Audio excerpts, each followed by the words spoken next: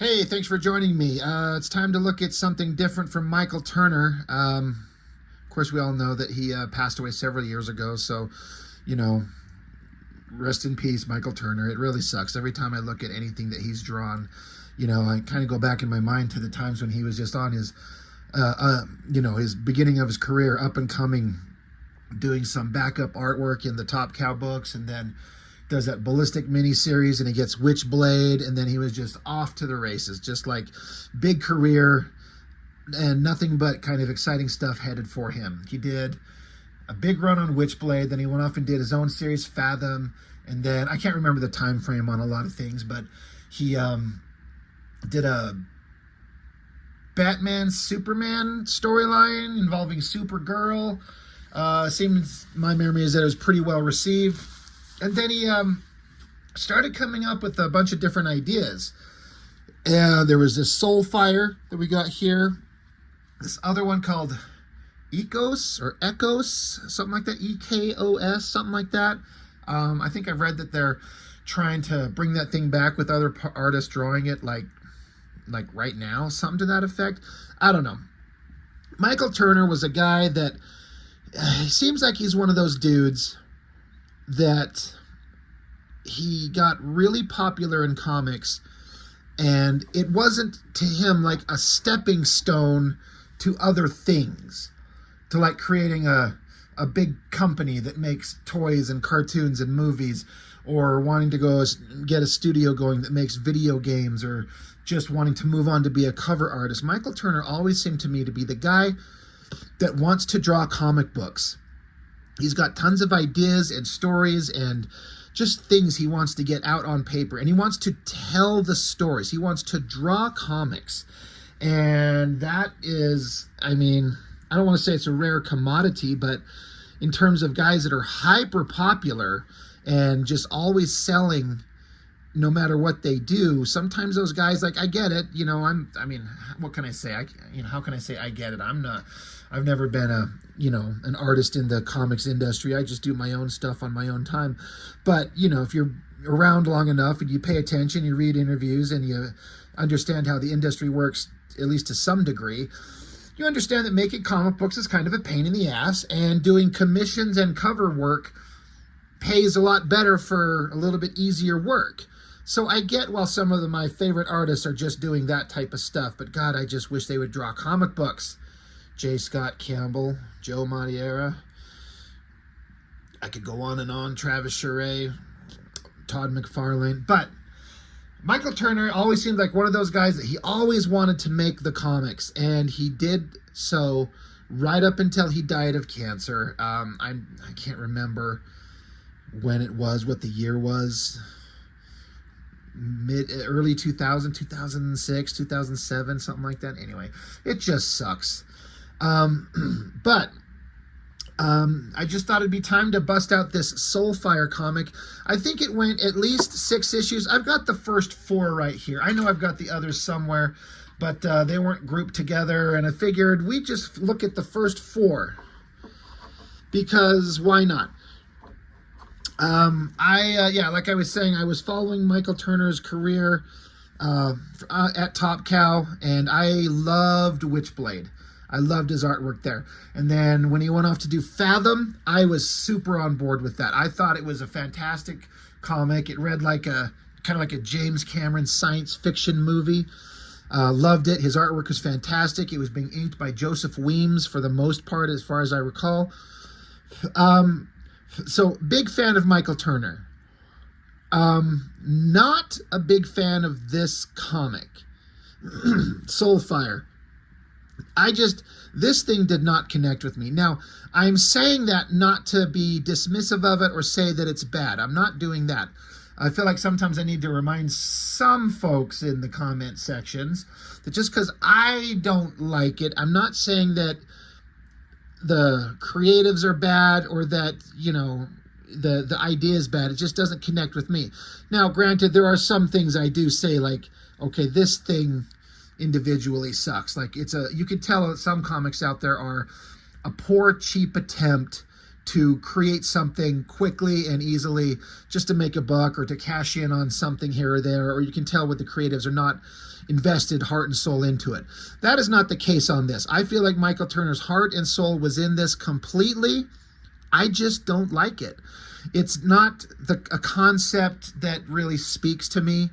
And I felt that way when I first was picking these books up and having, looked through these again. Of course, the art's always going to be pretty dang fantastic, but it just, this weird, I'm trying to think of a term to kind of explain what this story is. Like a fantasy story, like mythological creatures set in future times rather than the past, but it's in the future. So it's kind of sci-fi, it's kind of fantasy, high adventure, costumes, monsters, babes, heroes, villains.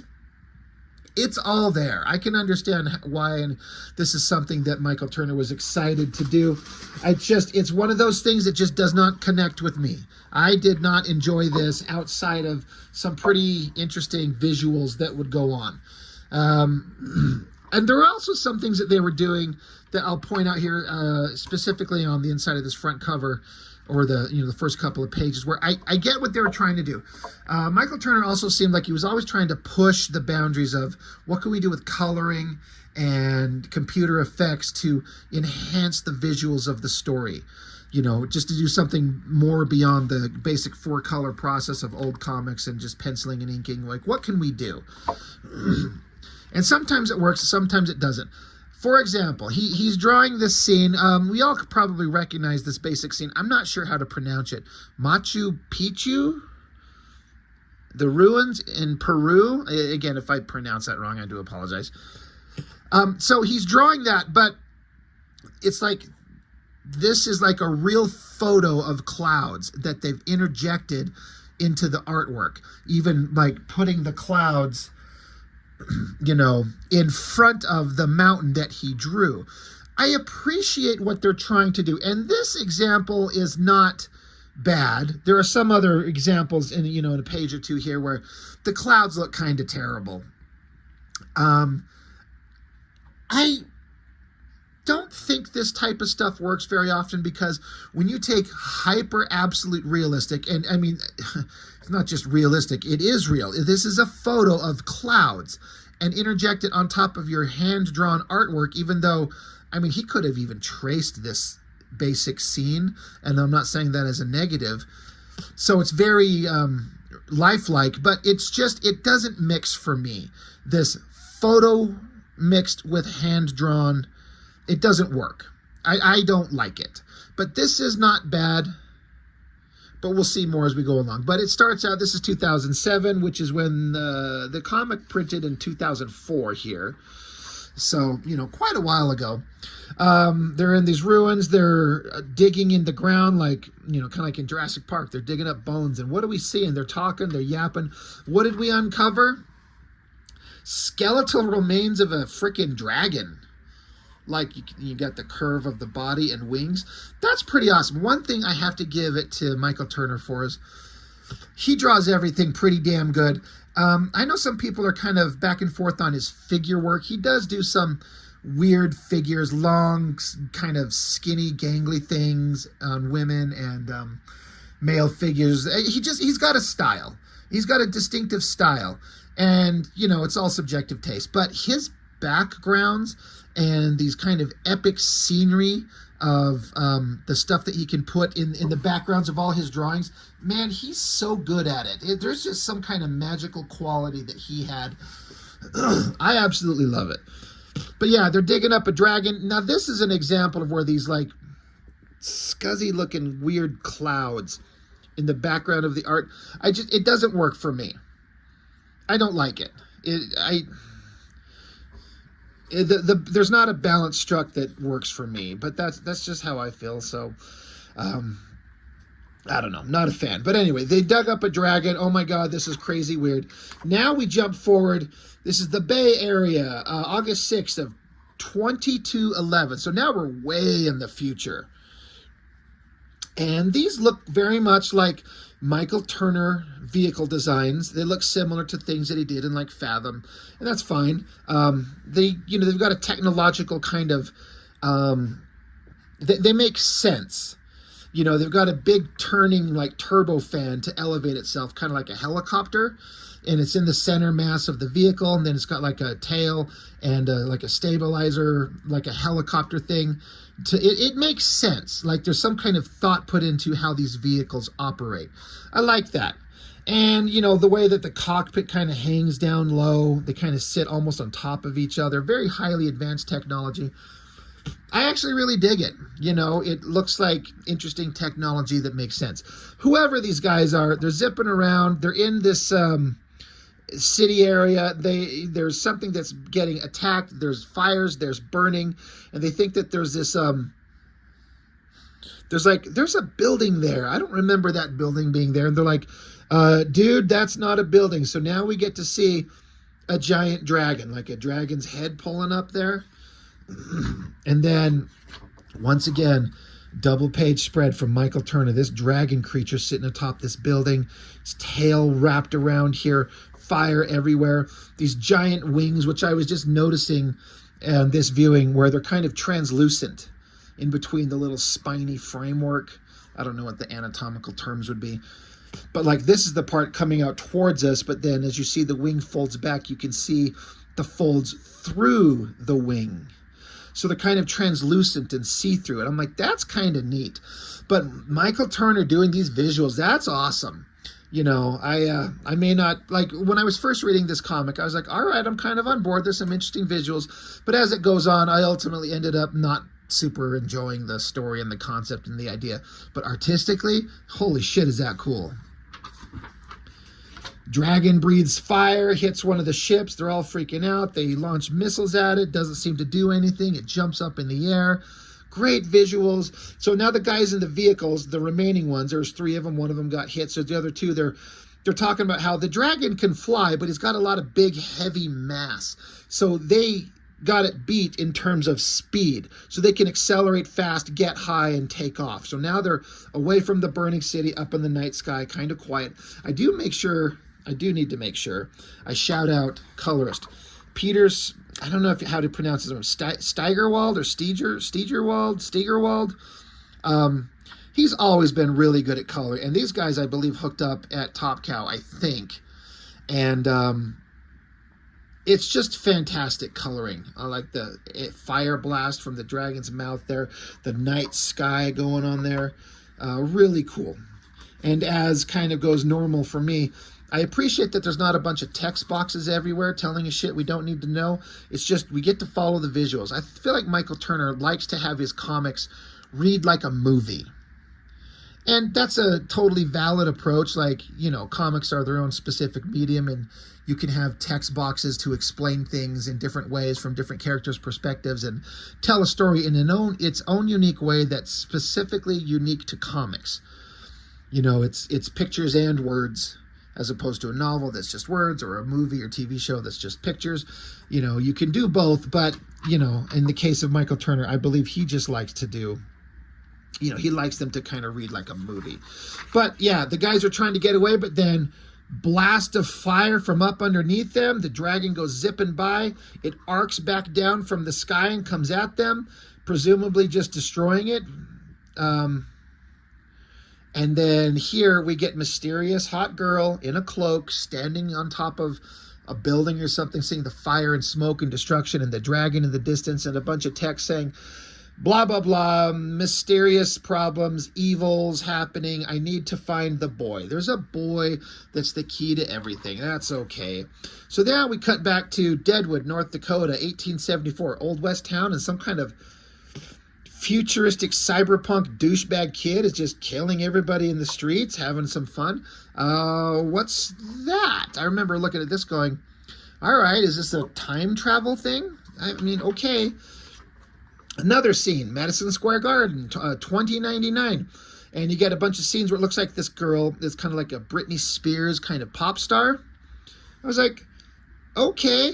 And then we get into 2168 in Tibet, and you got some robotic monster mecha things in the snow, blue, red, and you see a kid's head, and I was like, oh, I get what's going on, sort of. Flip it over, And it's in the year 2211, but it's a holographic arcade. All these things we just saw. There's the guy that's doing the Old West thing. There's the girl being a pop star. Here's a kid playing a holographic video game of robotic warriors fighting in a snowy environment.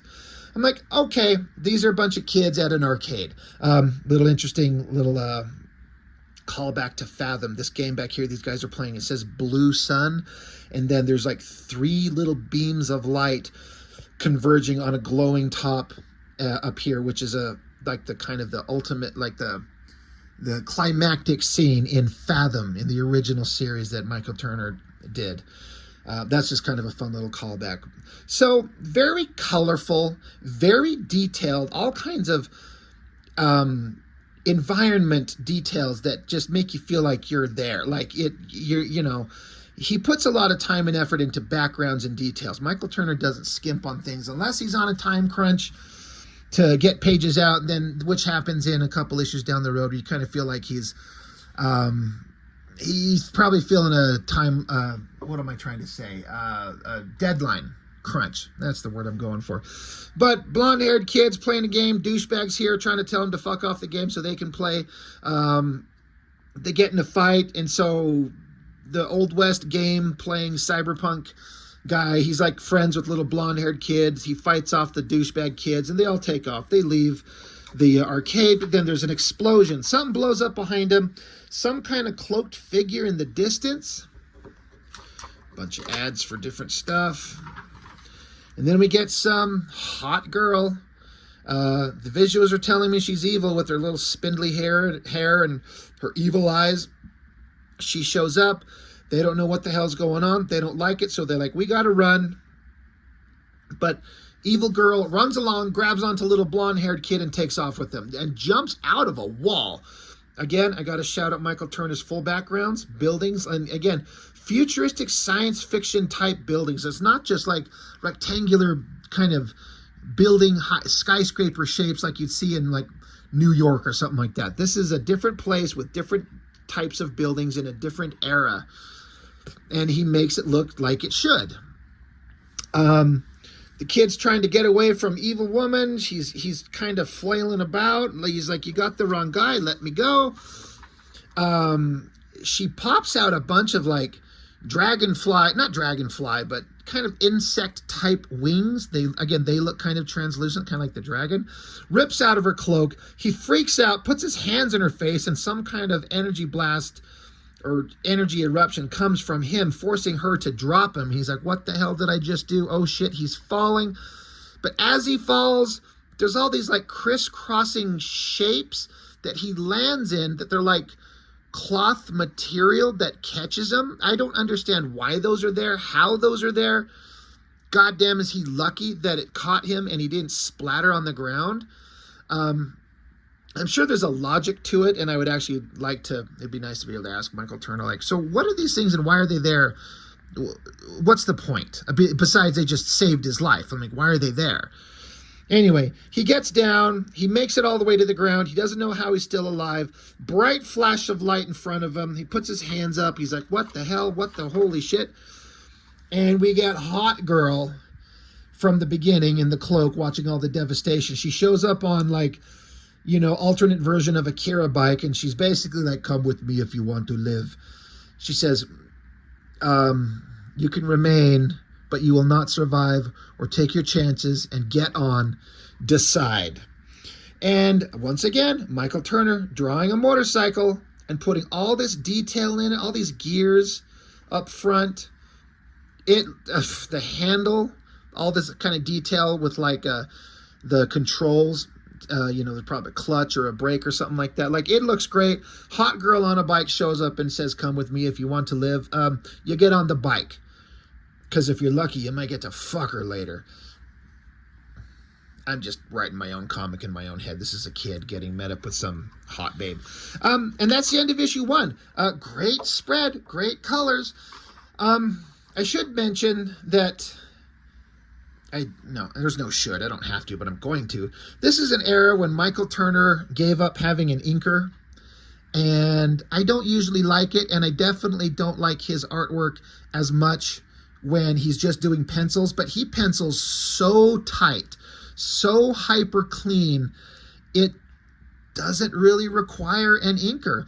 The average person would never know. Just an everyday person on the street, you flip this open, if you would say, does this look inked? And that person would be like, what the fuck does that even mean? What are you talking about? You mean a tracer? But as a guy who likes art, appreciates comic art, and does my own art, I'm always a fan of artists getting their stuff inked. And I can tell that it's just pencil, but it's not enough to kind of ruin the artwork. There's some artists who do pencil work, and I don't like the way it looks. And on occasion, there's someone who can pull it off. And Michael Turner kind of does, although I would much prefer to see it get inked by, like, Joseph Weems or something like that, like he was on Fathom. It just looks so much better to me. But anyway, that's issue 1. So, basic setup. A bunch of... there's an evil dragon. There's some kind of bad guy. There's a hot girl that just saved him on the bike. There's some evil hot girl trying to chase down a kid. Young kid's obviously the key to something. He's got powers or abilities or destiny. Who knows? And he's flanked by his homies, some hot girl and some punk weird dude. Like, okay, it's all basic setup. And it's kind of fine. Once again, back to Michael Turner doing hyper detailed. Like, this burning city looks fantastic and the coloring works great. They're talking about this dragon that's flying through the city, burning everything. But we're back with the kid. He's on the ground and he's saying, get the hell away from me. The hot girl on the motorcycle says, I gave you a choice. Come with me or die. Getting the hell away wasn't among your options. He's like, how do you know my name? I don't want to know. And so he just tries to take off and run. So she zips the bike in front of him to block him. And I actually, for a second, thought she punched him in the fucking face. It'd be awesome if she punches like a 12-year-old kid, bam, and just takes him. But she just grabs onto, like, he's got like a shirt or something like that. Grabs onto his shirt and just drags him away. I'm like, okay, well, that's cool. So, rocketing down the street on the bike, he's like, what the hell, where are we going? She's like, we're going to safety. And he's like, well, your friend is following us. So we get this awesome overhead shot. This is, again, one of those visuals. If you can see the perspective on the buildings, all the details are there. Michael Turner throws in all the details on all the multiple levels of these buildings. There's some, like, Asian influence in the design. The ground's kind of cracked and rocky. There's, like, you know, concrete sidewalks and pavement. There's dirt and garbage on the roads. It looks great. And then just the shot and the compositional nature of this, the evil girl with the wings flying above and kind of the symmetrical look of the wings.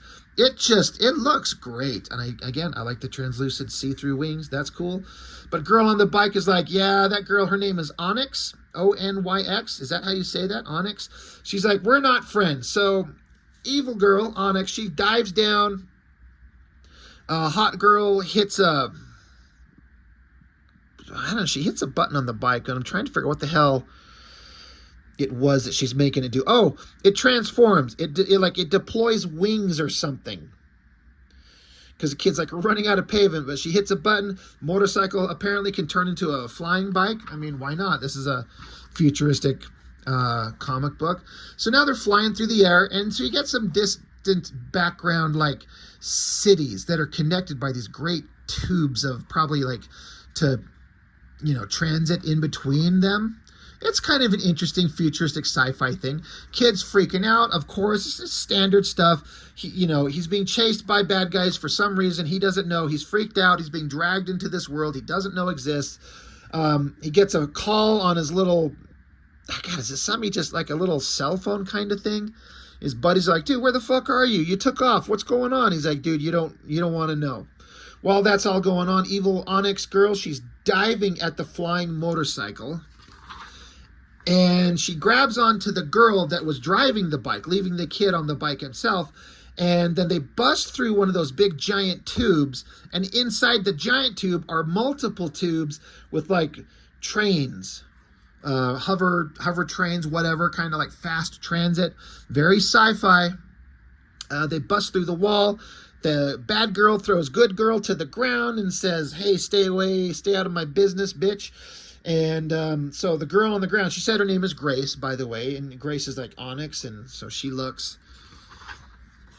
So Grace, now her cloak is torn off, and we see that she's got awesome hot bug wings too. She's like, "Don't you dare threaten me."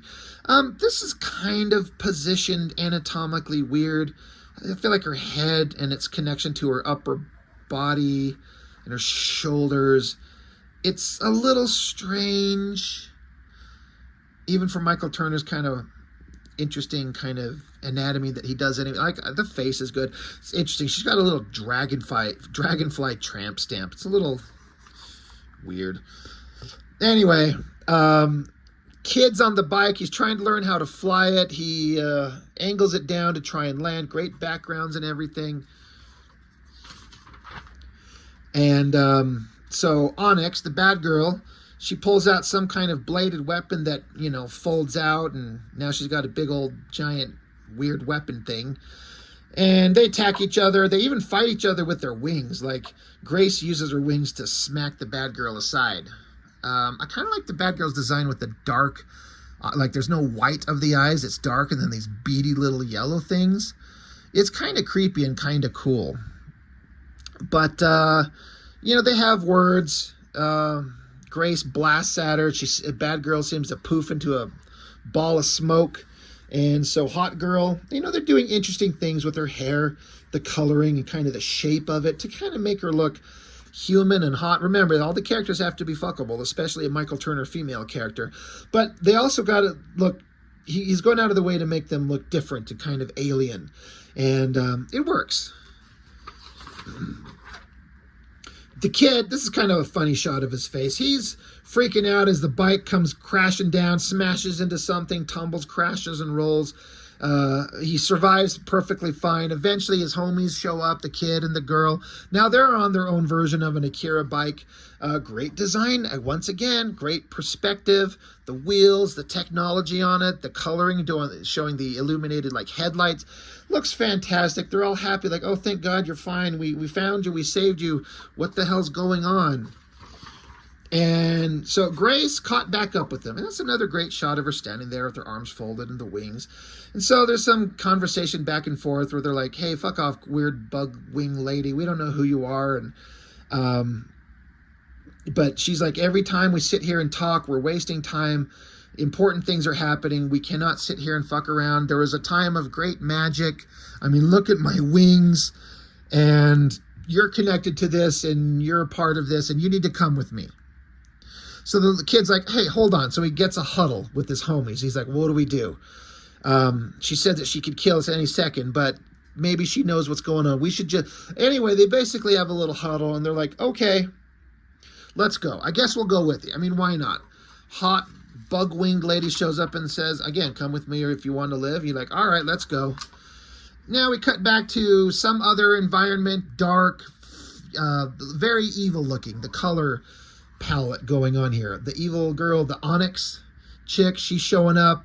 And there's this bad guy, Rainier, R-A-I-N-I-E-R, Rainier. She starts yapping on and on. "Hey, we got to talk. You didn't tell me everything. You didn't say Grace would be involved. Blah, blah, blah, blah, blah, blah, blah, blah, blah."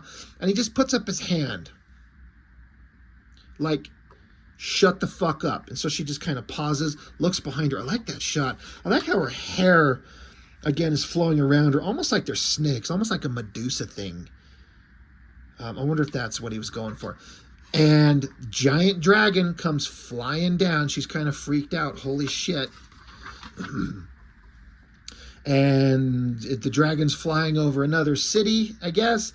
And what I kind of like about this dragon is it's not said anywhere that I remember specifically, but it feels like it's a mechanical construct. It's not like it's an organic being.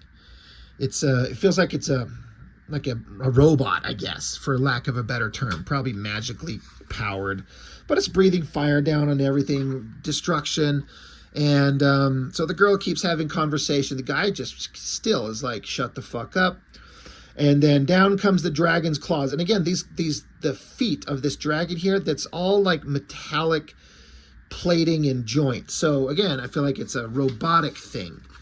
And I like it. And this giant dragon just hovers over them. Now that the dragon's there, now the bad guy says, okay, now, you were saying? So, you know, kind of a cool little statue that he created of the main character. Again, it's all kind of concepts that we've seen. I mean, there's no such thing as like every story's been told, right? Is there anything truly 100% unique? It's all taking basic themes we've all heard of and putting a unique spin on them. And that's what he's doing. I'm just reiterating, like, artistically, it's kind of, you know, beautiful because it's Michael Turner. But, you know, we're on issue 3 and I'm like, I'm just not interested. I don't think this cover works very well. I get the idea. You got the kid and he's looking up in surprise at something. And it took me a minute to kind of stare at this. I'm like, what are we looking at? Oh, there's a dude's face up here. I don't think this works because you've got the text, the title treatment of the comic right across the dude's face. Kind of hides it, so I get the point. Little kid, giant guy hovering over him. You know, the world that they're getting involved in is just crashing down on him, and it's just overwhelming. I get the concept. I just don't think it works very well here. But we're on issue 3, so more... This is like a bunch of different TV stations. There's like, you got The Simpsons and different kind of TV shows, CSI something, and Death Factor, and a racing thing, and a music video, like someone flipping through channels. It's the kids, they're in a car with Grace. She's in the back seat. They're traveling somewhere. You know, this is a scene where like they're on the streets and it's like a bunch of vehicles are trying to escape the burning city that the dragon's attacking. I like how they look up in the sky and there's like versions of like modern era in the comic, modern era like fighter jets zipping across the sky. I'm like, were they going to go fight the dragon? They would make sense. So we get pilots and jets approaching something. You know, like they approach a target, they're looking down. And then I guess we cut to another scene somewhere else. We got the bad guy, and then he's being visited by some other creature. This big bulbous thing on his back here. It's a really weird thing. I was like, what the hell is this creepy thing? The backgrounds are getting a little bit more sparse here and there. This is an issue 3 and 4 where I felt like Michael Turner was probably feeling the deadline crunch and things were getting a little bit speeded along on certain pages. Like there's not much to any of this, and that's fine. That's the environment. But even like the basic facial structure, the drawing is just pretty basic. Like eyes, nose, mouth, hair, down shot of these guys, and then side view. You know, it's not a terribly complicated page, but it works. It looks good. So bad guy called upon this other bad guy for help. I need you to help me do things. I need you to find things. So bad guy, this big bulbous thing on his back kind of folds open and releases a bunch of little tiny flying, glowing something or others. I don't know what they are. Kind of reminds me of I'm trying to remember the guy's name. The bad guy in the anime Ninja Scroll that had the beehive like attached to his back. He was kind of a hunchback guy, and he could release a bunch of bees. It's kind of like the same thing. I wonder if that inspired this concept in any way for Michael Turner. But releases a bunch of these little things, probably little drones that he can control. Back with the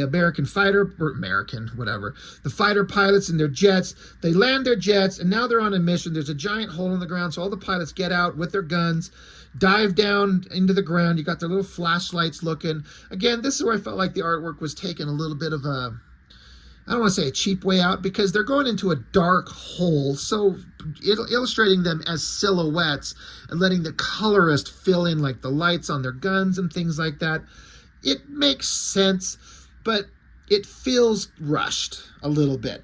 But in the darkness, evil eyes kind of open up, and those evil glowing eyes look pretty damn good.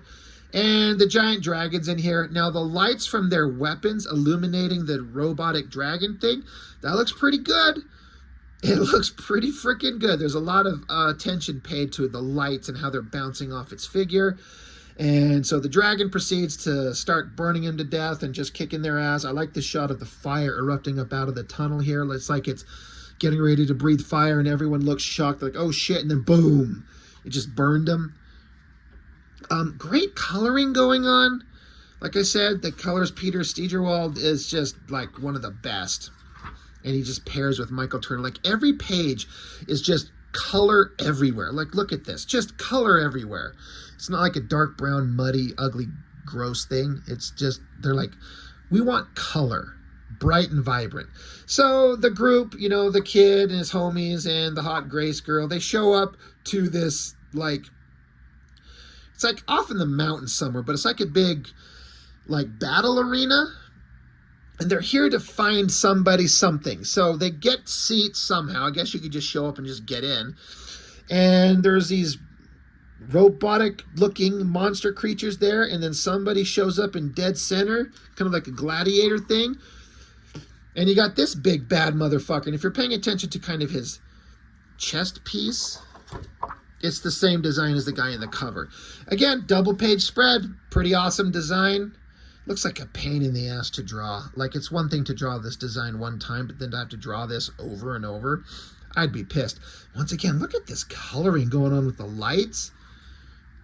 I mean, this guy knows how to do lighting with the coloring in a way that just stands out from everybody else. It looks amazing. But here's the lead gladiatorial fighter guy in this arena that they're at. So he starts fighting these monsters, and they're all like, oh my god, this is awesome, look at this, this is really cool. Big battles, fights, flames, slicing things apart, ripping things apart. He wins, and then the guy takes off his mask, and it's Benoist, is that how you say that name? Benoist. Just a big dude with the goatee and earrings and shit. Is he a good guy? Is he a bad guy? His outfit kind of gives him almost like devil horns. Good guy, bad guy, I don't know. But again, we're introduced to yet another new character. So here he is. It's a pretty good shot. And now we get into like, they're like, well, we got to do some storytelling. So we have like, what? This is like 11 panels per page. There's like 10 over here. Grace and the kids meet this guy, and he's kind of like a celebrity, like a gladiator / wrestler kind of thing. And they meet up with them and like, oh my god, you're so amazing. And he just has like a laser glove that signs this little thing that the kids got. He's not really paying attention to like that they're there for a specific reason to see him. And I guess Grace and him know each other, and they have a conversation, but she essentially tells him something bad is coming, and we need your help, and you need to be involved with us. Let's go. So, you know, he's got like a tomato, I think, in his hand. He crushes it. He's like, all right, because they mentioned the bad guy's name, Rainier. He's like, what about him? So the kid's like, who is that? So again, the kid's being dragged into a world. All these warriors know about this bad guy, but for some reason, the kid's important. So the big gladiator wrestler guy, Benoist, takes us to his giant frickin' water vehicle thing. Again, look at that double page spread. Michael Turner going out of his way to draw like mechanical vehicles that make sense, and it's in all proper, perfect perspective. It's pretty damn awesome. So that's the end of issue 3. You know, I'm just kind of not excited. When I was reading Witchblade and Fathom, I was way more invested by issues 3 and 4 than I am on the Soulfire thing. Jim Lee cover. I was looking at it up close and really trying to determine if this is just pencil or Jim Lee inking himself, which he has done, and he's got kind of a rougher style when he inks himself, and I'm not saying that as a negative, but I'm going to say this is probably pencil, because this shading underneath her neck looks like pencil smudge type stuff. Either way, Jim Lee cover is pretty good. I mean, it's Jim Lee, it looks fine, but it doesn't kind of have the same kind of power that Michael Turner's stuff usually does. So now we get a shot of the kid, and he's got this happy look on his face. He's like, this is amazing. I'm flying. This is so cool. Another page where he's just floating through the air. Michael Turner using the canvas that we've got to show a big important visual moment. The kid's like falling through the sky, and then you got the coloring. Like, it's pretty fantastic stuff for what is essentially a really simplistic page. Like, not a lot of pencil mileage had to go into this, but I'm not saying that as a negative. When you know exactly what you're trying to do, kids flying, coloring just kind of carries the visuals in the background. But then something goes wrong. He freaks out. He's falling through the sky. And I was like, oh, instantly I'm like, oh, guess what? He's dreaming. Yes, he is. He wakes up. The cute girl, and there's some creature that showed up in the last issue I didn't pay attention to. It looks like a dog or a goat or both. I don't know. Like, that girl's face, it's kind of cute. Like, she looks youthful, like an early teenage girl. Doesn't look like a grown-ass woman. Like, some artists can't draw that kind of difference. And Michael Turner can. She looks like a kid. Not like a little kid, but like a teenager. But not like a grown woman like the other girls. Anyway, they're all together. And they're on this watercraft. I think it's a hovercraft. We get to it here in a minute. And, you know, they got a crew on the boat that's piloting it. So the team is all together. And so this hovercraft thing, it deploys the thing that goes into the water, like some of these things really do, to lift it up out of the water. It's pretty crazy. You know, Michael Turner's into this type of shit. You know, with Fathom, he was into the ocean and water life and jet skiing and water skiing and all that type of stuff. So of course he's going to interject something like this. And everyone's freaking out like, this is awesome, except the main kid. He's like kind of disillusioned because he's worried about the future and what's going to happen. But that's a pretty neat shot of this giant hovercraft thing. It's kind of floating through the air. Now it's time for an exposition dump. They're going to take a dump right on our chest and make a stop and talk about the city that was attacked by the dragon. And so there's a bunch of news reporters and officials, police, everything talking about what they're going to do and how they're going to solve it and what's going on. And there's a lot of words on this page. Moving on. Bad guy with his dragon. It's a pretty good shot of the dragon, though I do have to say, I kind of lose a sense of depth and I kind of get lost in trying to track the dragon's anatomy. Like, okay, here's his head. And so it's his neck, and it comes back, and you kind of get lost in these bony wings. And I don't know. I just feel like some darker rendering or something like that to kind of put some of the dragon's body into the distance and let the head come forward. And the colorist is trying to do that. This is just another example where I feel like, again, deadline crunch was probably affecting Michael Turner a little bit. It's fine for sure.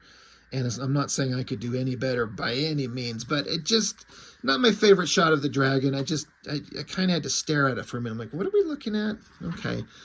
But once again, they're taking an exposition dump on our chest. Lots of text, lots of talking. Looks like Grace is kind of explaining stuff to the kid. Blah, blah, blah, bling, bling, bling, blah. I did not read all this again on the reread. I was just like, I was out by issue 4. I'm just like, I don't care. I get the concept. He's like a chosen one. There's ancient battles. There's bad guys. There's good guys. They have to get the kid to realize his potential and his powers. And then, oh shit, something's coming along. Now, this is a great shot with her folding her dragonfly wings out. Really cool looking. You can tell Michael Turner paid attention to the actual anatomy on how these wings function. They look so good. But what's coming to get them? She says, Mal, get down. There's a good shot of her jumping in the air. And those little drone things have arrived. They found them. They're like, oh shit, whatever they are, they found her, found them, and now we got to fight or something. Is this a giant gun? Some kind of weapon to zap them? So yeah, the hovercraft is zapping these things. The dragon lady, dragonfly girl, Grace, she's up there shooting little magical poof balls at everything. But one of the little things, like the stupid kid grabs onto, or he's swinging like this harness thing around, trying to knock him out of the air. But then he gets knocked over the side of the hovercraft thing. Like, he gets knocked off. He falls into the water. And so the gladiator guy, he's like, oh, holy shit. So he goes running out the door, and I guess he's part robot. If they've said, I've kind of skipped by and I didn't catch it, but he kind of deploys this mechanical anchor line in his like own side rib cage, and he jumps And he says, I hope this works because I don't float. So I take that to mean that he's a mechanical construct, or at least mostly. He doesn't float, but he's got a line attached to him. So he jumps off the back of the boat into the water. The line goes taut and pulls him along, and then as he gets pulled along, he grabs onto the kid and gets pulled up and out of the water, saving the kid, jumps back onto the boat. So the guy, whoever he is, whatever he was, he just saved the kid, and he kind of risked his life, so he's kind of a badass. So I'm like, all right, I kind of like this guy. And they're trying to get the kid, like, CPR or something like that. Come on, wake up.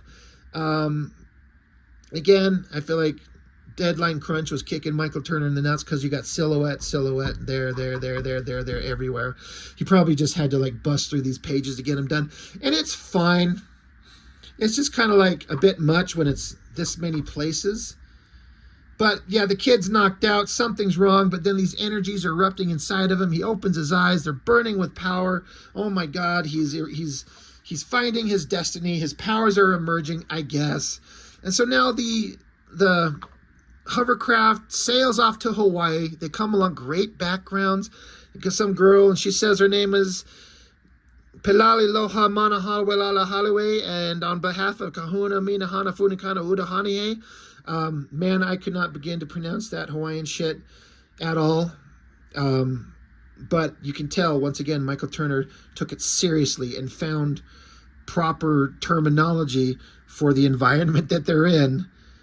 And so they're on this Hawaiian island, and they meet up with these people, and they've got a safe harbor for a moment.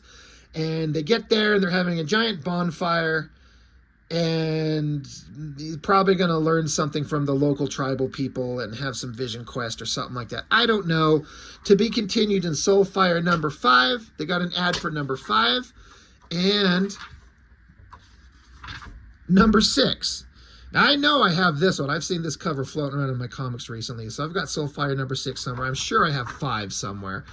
So if I dig them up, or when I dig them up, we'll certainly look through them. But Michael Turner makes some beautiful artwork. He puts in the time, the effort.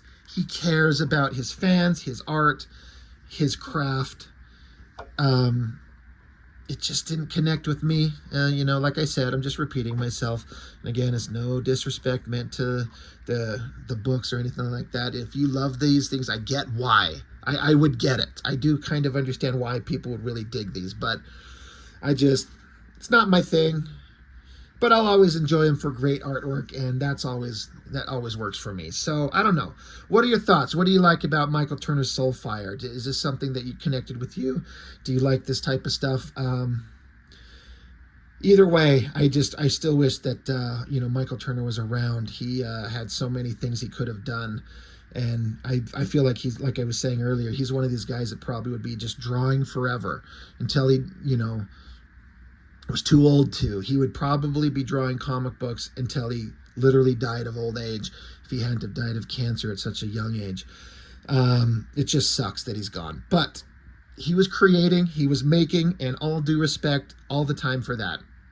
So that's it. That's all I got for Soulfire. Not my favorite, but it's still pretty interesting to look at. So that's all I got. Thank you for watching. I'll see you next time.